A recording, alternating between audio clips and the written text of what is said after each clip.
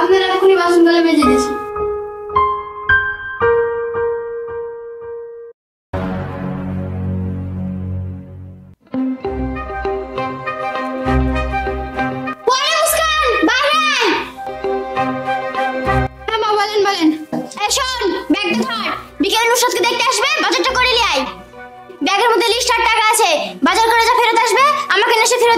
আচ্ছা ঠিক আছে মা, আমি এক্ষুনি যাচ্ছি।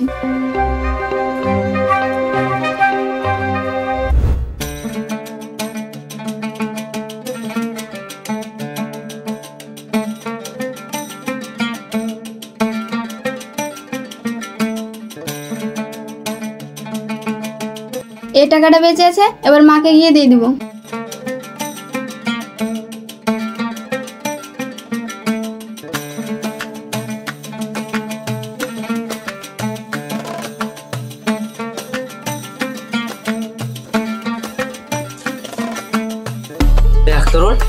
ওই মেয়েটা কে রে? ভারী সুন্দর তো।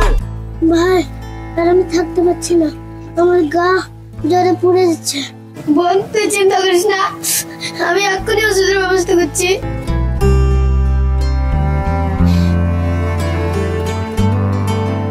দিদি দিদি, আমার বোনের না অনেক জ্বর, ওষুধ কিনতে মেলা টাকা লাগবে, একটু সাহায্য করে না।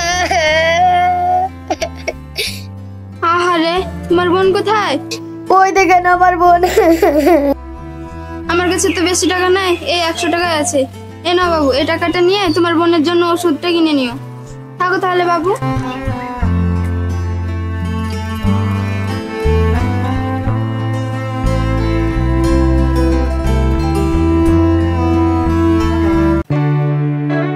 মেয়েটা তো ভারী দয়ালু।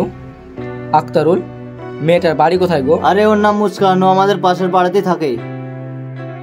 আরে ওর সৎ মা ওর উপর খুব অত্যাচার করে, জানিস?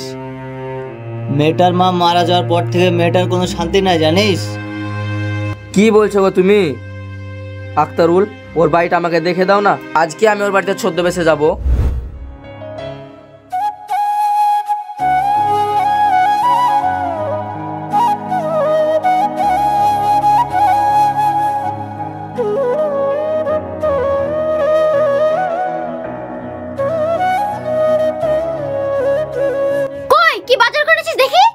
এলেন মা বাজার।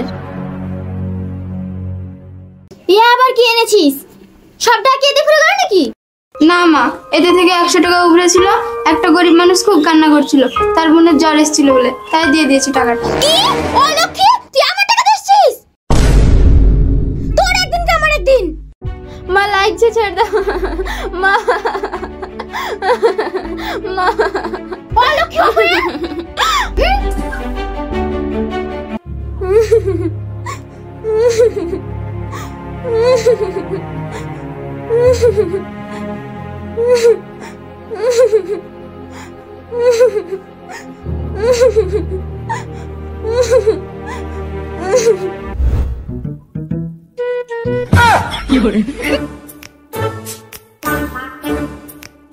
বলি বাড়িতে কেউ আছে নাকি গো?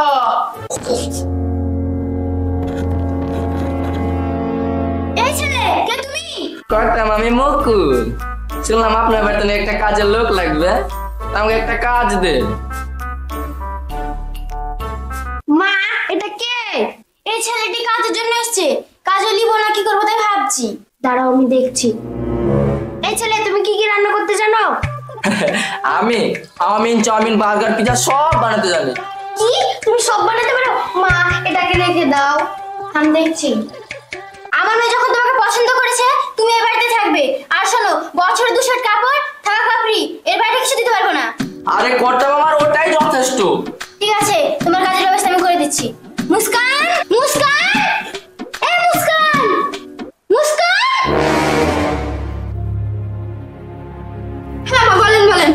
ওয়াপয়া লক্ষ্মী, তুই তো কষ্ট নাই লাগে।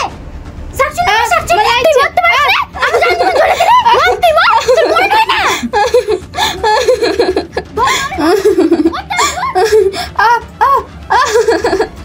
ওই দেখ,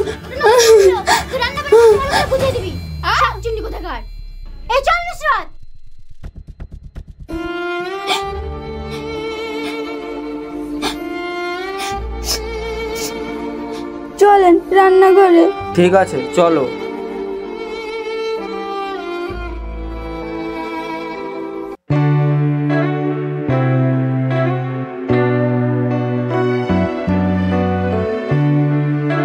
এটা আমাদের রান্নাঘর।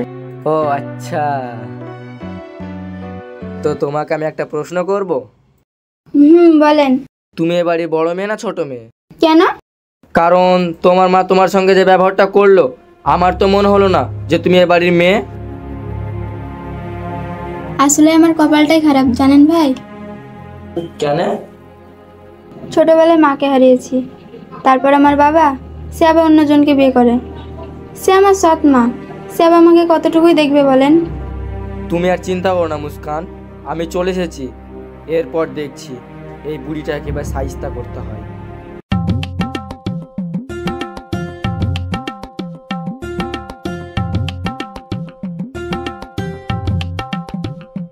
সুমনা বাবু, ও সুমনা বাবু। আরে ঘটক মশাই, আপনি ভিতরে আসেন, ভিতরে আসেন। হ্যাঁ বাবু, আসছি।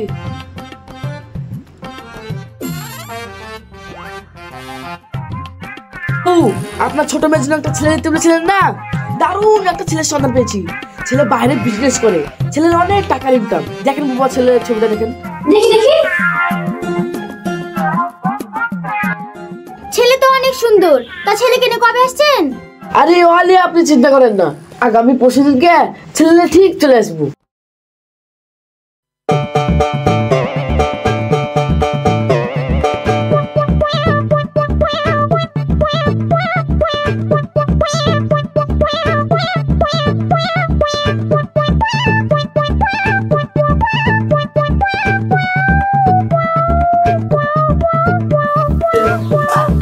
বুবু, ও শোনা বুবু, কোথায় গো? বাইরে আসো। আপনারা চলে এসেছেন, একটু দাঁড়ান। করে মুকুল মুস্কান, চেয়ারগুলো নিয়ে আয়। হ্যাঁ কর্তামা বলেন। এই মুকুল, যা ওদের জন্য চেয়ার নিয়ে আয়। আচ্ছা কর্তামা, যাচ্ছে। তুই আবার দাঁড়িয়ে থাকলি কেন? ওদের জন্য রান্না বান্না করবা। আচ্ছা মা, তাই যাচ্ছি।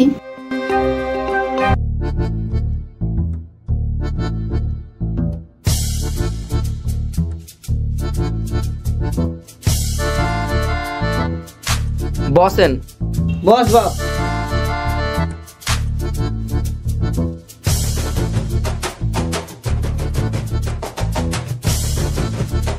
আজ তো কোনো অসুবিধা হয়নি তো বিয়ে মশাই? না না বেন, কোনো সমস্যা হয়নি। একটু মেয়েটাকে তাড়াতাড়ি দেখান, আমাদের আবার অন্য কাজ আছে, একটু তাড়াতাড়ি বেরোতে হবে। আচ্ছা ঠিক আছে ভাই, তাই হবে। করে মুস্কান, বুড়িকে নিয়ে আয়। ঠিক আছে মা, নিয়ে আসছি।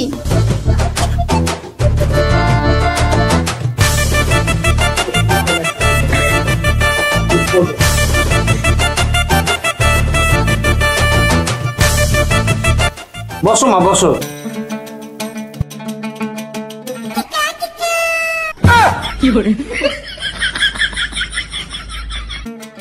মা, তোমার নাম কি? আমার নাম নুসরাত খাতুন।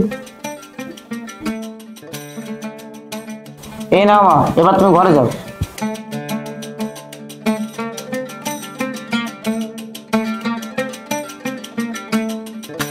বিয়ান, মেয়ে তো আমাদের পছন্দ হয়েছে, তাহলে আগামী সোমবার বিয়ের দিনটা ফাইনাল করা যাক।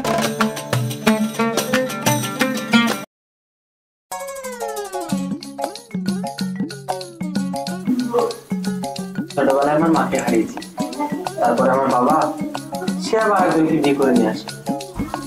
সে আমার সৎ মা, সে আমাকে কতটুকু আর দেখবে বলো।